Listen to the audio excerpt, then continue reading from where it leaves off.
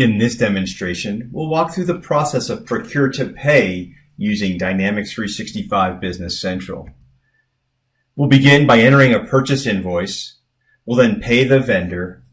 We'll review the vendor balance, and then we'll use a resource such as Auto Suggest Payments to provide us guidance on who we should pay in terms of priorities. So let's begin by creating the purchase invoice. So I'm logged into Business Central using the role-based homepage for the accountant. And I'll use the shortcut right here to Vendors. And I'll select Fabricam as my vendor. It opens up the master record, and then I can just simply collect on the purchase invoice. Here, I'll fill in the header information, such as the vendor invoice number. And then down below, I could either type in or just use the drop-down menu to select the items that I'd like to purchase. In this case, the London swivel chair. We'll enter in a quantity of 20.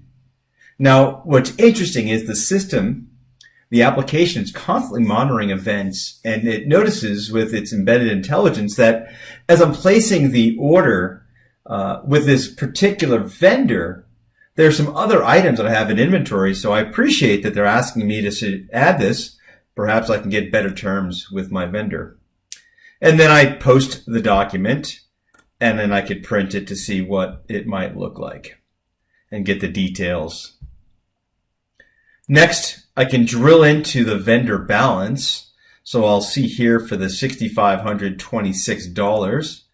I can click into that vendor, and I see the most recent invoice that I just posted. I'll close out of that window. And the next step is to pay the purchase invoice. So from the home page, real quick in the actions area in the main screen, I can select payables from the drop-down and select payment journal. And here I'll edit the highlighted journal. And from the drop-down list, I'll go ahead and select the vendor that I want to pay. In this case, it's Fabricam. And I'll enter in the amount from that recently created purchase invoice. And then I'll scroll to the right, and I will apply this to the document that we just created. So I'll select OK. And now I can post, and I'll post those purchase lines. The next step would be to review the vendor history. So from the vendor list, I can choose from the tiles here the 18 most recent posted invoices. And I've got this filtered on the vendor Fabricam, and most current one happens to be sorted for me up at the top of the list. You'll notice that's 108209.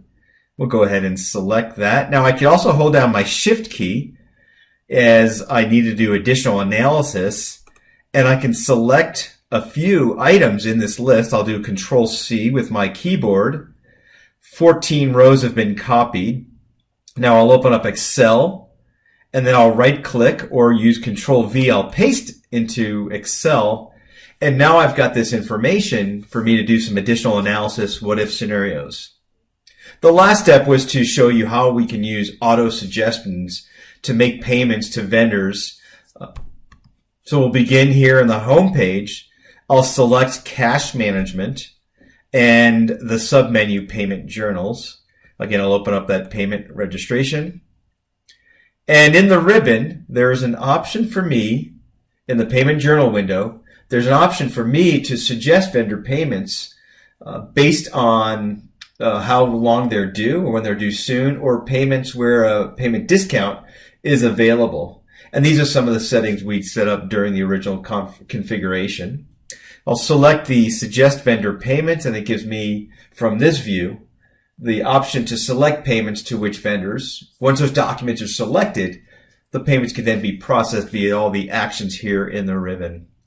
I'll close out of that window, and again, the purpose and the goal of this scenario was just to demonstrate the procure to pay process with Dynamics 365 Business Central.